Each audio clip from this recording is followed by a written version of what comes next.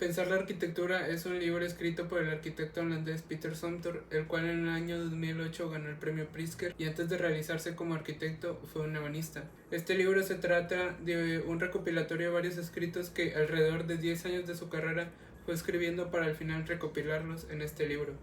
El primer capítulo se llama Una intención de las cosas. Lo más destacable de este capítulo es la reflexión con la que empieza Sumter, el cual empieza a hablar sobre cómo él percibía la arquitectura antes de ser arquitecto, cuando él era niño, cómo recuerda que él la percibía, cómo las sensaciones que varias habitaciones le daban, varios materiales, por ejemplo, el sonido de la grava cuando él iba al jardín, los grandes picaportes de las puertas de madera que daban un olor agradable y cómo al abrir estas puertas los llevaban a habitaciones con una atmósfera completamente diferente, como en la cocina de la casa de su infancia no tenía nada destacable, pero esta cocina básicamente le dio la idea de cómo es una cocina tradicional e ideal. También nos da como una reflexión como nosotros como arquitectos. El arquitecto tiene la función de saber qué es lo que quiere transmitir y para esto los materiales son fundamentales, ya que un material no va a ser igual que otro. Una sensación de una pared lisa no va a ser igual que una sensación de una pared rugosa, y es nuestro deber como arquitectos saber qué es lo que queremos transmitir y saber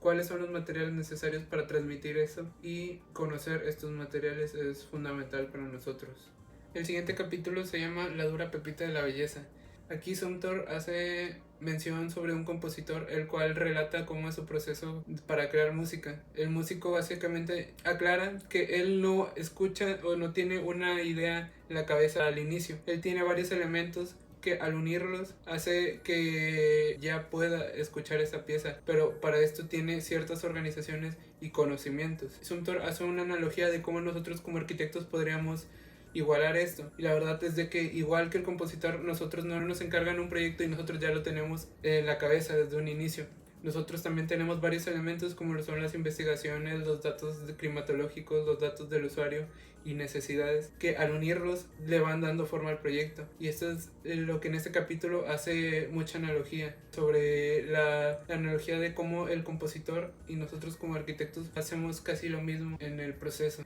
El siguiente capítulo se llama De las pasiones a las cosas. Aquí Sumter empieza hablando sobre una reflexión que él ha tenido durante su proceso creativo. Sumter a veces hace un paso hacia atrás y empieza a pensar sobre si sus proyectos hubieran sido iguales dependiendo del lugar en el que está. Básicamente hace una reflexión en especial sobre qué pasaría si sus proyectos no los hubiera realizado en su misma oficina que la que tiene en esos últimos 20 años, que si las hubiera hecho en su ciudad natal. Y básicamente hace una conclusión de que no, obviamente no va a ser igual un proyecto si lo hubiéramos hecho en un lugar diferente, pero tampoco hubiera sido igual si nos hubiéramos mantenido ahí, ya que no nada más en un proyecto los lugares que influyen en ese proyecto es el lugar donde se diseña y el lugar del proyecto,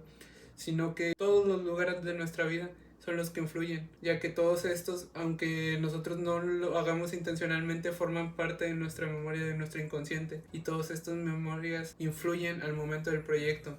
El siguiente capítulo se llama El cuerpo de la arquitectura. Aquí Sumter durante todo el capítulo hace muchas menciones a varios lugares que él ha visitado. Uno de estos, por ejemplo, es la villa en Central Park y una casa de Mies van der Rohe, en la cual hace varias descripciones sobre las sensaciones que él sintió en estos lugares y sobre los materiales que él podría percibir. Durante todo el capítulo hace varias descripciones sobre varios lugares,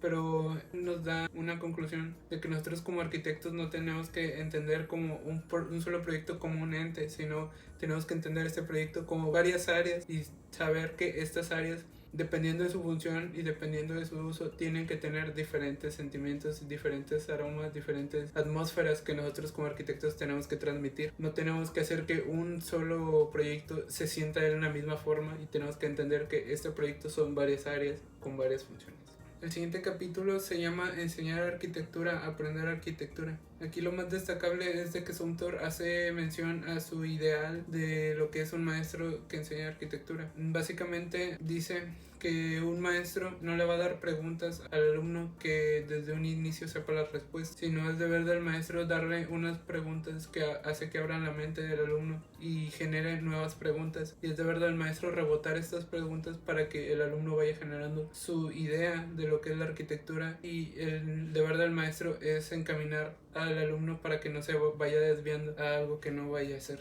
El último capítulo se llama La belleza tiene una forma. Aquí Sumter empieza hablando sobre varios medios como es la pintura, los cuadros, la música y el teatro, y hace unas conclusiones sobre qué es lo que él percibe que le da belleza a estos medios. Para terminar, da una reflexión sobre qué es lo que le da la belleza a la arquitectura, y básicamente concluye que no solo es una sola cosa, sino son varias, como podrían ser los materiales, los colores, la jerarquía y la simetría, entre otras, y hace mucha incidencia a esto a los capítulos anteriores. Básicamente termina diciendo que cuál es su intención con sus obras y qué es la belleza que él intenta transmitir con esto, que no es una belleza ostentosa, sino que lo que intenta transmitir es una belleza abstracta que vaya enamorando al usuario paulatinamente.